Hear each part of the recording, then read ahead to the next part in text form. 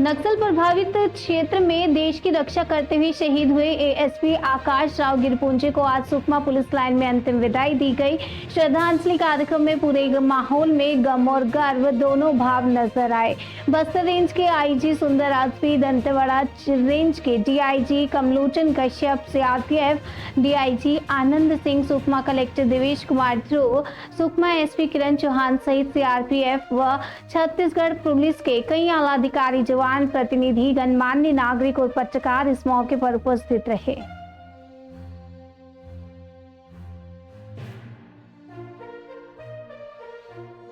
शहादत हो गया था, किस तरह से नक्सलवाद के खिलाफ हम देख रहे हैं। कल दिनांक 9 जून 2025 छत्तीसगढ़ पुलिस के लिए, बस्तर क्षेत्र की पुलिस के लिए काफ़ी एक अपूर्णीय क्षति हुई। कल हुई एक आईडी ब्लास्ट की घटना में कोंटा एडिशनल एसपी श्री आकाश राव गिरपुंजे का शहादत हुई। विगत लगभग 1.5 वर्षों से कोंटा एडिशनल एसपी के रूप में उन्होंने क्षेत्र की शांति, सुरक्षा एवं विकास के लिए समर्पित होकर अपना कार्य कर रहे थे। इसके पूर्व में भी मानपुर मोहल्ला और अन्य जो नक्सल प्रभावित इलाका में भी वो संपूर्ण समर्पण के साथ क्षेत्र में काम करके अपनी पहचान भी बनाने है उन्होंने। वर्तमान की परिस्थिति में मोदी संगठन के पास ऐसा कोई ताकत नहीं बचा जो सीधे सीधे सुरक्षा बल और पुलिस से लड़ने का, इसलिए एक कायराना हरकत के माध्यम से आईडी लगाकर न सिर्फ सुरक्षा बल सदस्यों को टारगेट कर रहा, साथ साथ निर्दोष ग्रामीण को, बेजुबान जानवरों को, मवेशियों का, सबको आईडी के माध्यम से और अन्य जो सार्वजनिक संपत्तियों का आगजनी करना, नुकसान पहुंचाना, मात्र और मात्र सिर्फ इस प्रकार की साजिश और कायराना हरकत के माध्यम से अपना उपस्थिति दर्ज करा रहा है। लेकिन जिस तरीके से वर्ष 2024 और 2025 में माओवादियों के खिलाफ सुरक्षा बल द्वारा एक प्रभावी कार्रवाई की गई, जिसकी कारण से उनके संगठन की सरगना है सीपीएम माओवादी संगठन की जो जनरल सेक्रेटरी बसवराजू सहित उनके सेंट्रल कमेटी मेंबर्स और काफ़ी बड़ी संख्या में state level committee member, PLG cadres का अलग अलग मुठभेड़ के पश्चात डेड बॉडी रिकॉर्ड की गए थे। यदि सिर्फ 1.5 साल की बात करें तो लगभग 400 से अधिक माओवादी कैडर का डेड बॉडी अलग अलग मुठभेड़ के पश्चात रिकॉर्ड की गई और उतनी संख्या में AK-47, SLR, इंसास और अन्य ग्रेडेड वेपन्स भी बरामद की गई। माओवादियों का क्षेत्रफल काफ़ी हद तक सिमटते जा रहा है, उनका संख्या बल भी सिमटते जा रहा है, नेतृत्वहीन बिल्कुल समाप्त हो जा रहा है, बिल्कुल ये संगठन दिशाहीन और नेतृत्वहीन हो गई। इन सब बौखलाहट के कारण से कल जो हुई घटना उस टाइप का आईडी के माध्यम से हमारा अधिकारियों का, ब्रेव वॉरियर्स को, क्षेत्र की जनता को नुकसान पहुंचाने को उनका एक साजिश नजर आ रहा है। लेकिन ये सब साजिश से हमारा मनोबल में किसी प्रकार का कोई विपरीत असर नहीं पड़ेगा।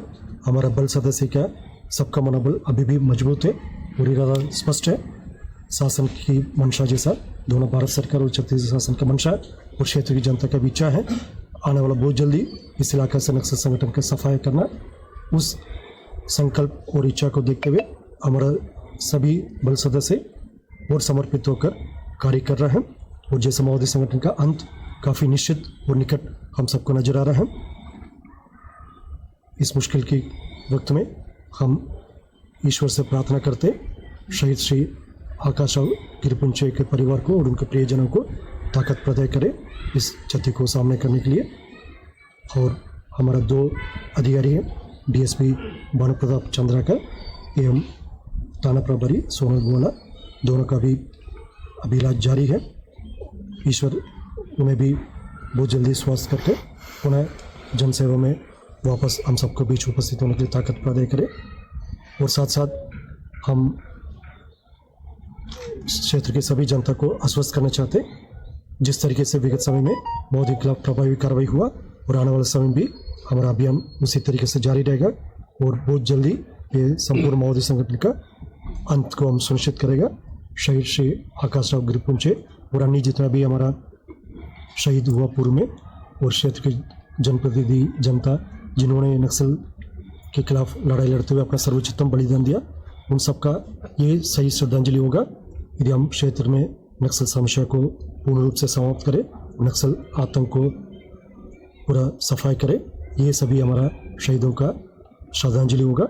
उसी दिशा में हम आने वाले समय में और मजबूती से कार्य करेगा और सुनिश्चित करेगा बस्तर क्षेत्र में शांति व्यवस्था बने रहेगा और संपूर्ण रूप से इस इलाका के एक नया आइडेंटिटी, एक सकारात्मक एक पहचान दिलाकर ही रहेगा। सर, सबके आधार पर किसी को जांच के दायरे में लिया जाएगा? अभी इस प्रकार का इन्वेस्टिगेशन अभी काफ़ी प्रारंभिक स्तर पर है। अभी सभी पहलू पर विवेचना की जा रही है और कौन कौन नक्सल कैडर इसमें शामिल रहा है और उनके लिए इस प्रकार का ईडी डिवाइसेस का सप्लाई नेटवर्क कहाँ से रहा होगा और सभी प्रकार के जो एंगल में जांच अभी प्रारंभ रहेगा और निश्चित रूप से इस प्रकरण का एक लॉजिकल एंड तक और जो भी व्यक्ति इसमें शामिल रहा उसका खिलाफ कड़ी से कड़ी कानूनी कार्रवाई और जो नक्सल कैडर अभी भी जो आतंक के बल पर इलाका में क्षेत्र की जनता का जान माल को नुकसान पहुंचाने के लिए, अपना वीर जवानों का क्षति पहुंचाने के लिए साजिश कर रहा है या साजिश करने के लिए सोच भी रहा है, उनके अंत बहुत निकट होगा और काफ़ी गंभीर परिणाम को भुगतने के लिए वो तैयार रहना पड़ेगा उनको। सर, ऐसा ही है कि टीम आ रही है, सर जाँच कर रही है सर? अभी जैसे मैंने बताया था, अब जांच का प्रक्रिया भी काफ़ी इनिशियल स्टेज में है। जैसा जैसा जांच की कार्रवाई आगे बढ़ेगा उस संबंध में सभी जानकारी आपको उपलब्ध कराई जाएगा। सर, नक्सली जब भी बैकफुट में आते हैं, कभी उनका नुकसान होता है तो आईडी का इस्तेमाल करते हैं, आईडी का सहारा लेते हैं, तो इसके साथ कोई तोड़ नहीं निकल पाएगा? जैसे आईडी विगत समय में काफ़ी बड़ी संख्या में हमने क्षेत्र से आईडी को रिकवर करके उसका डिफ्यूज़ भी किया है।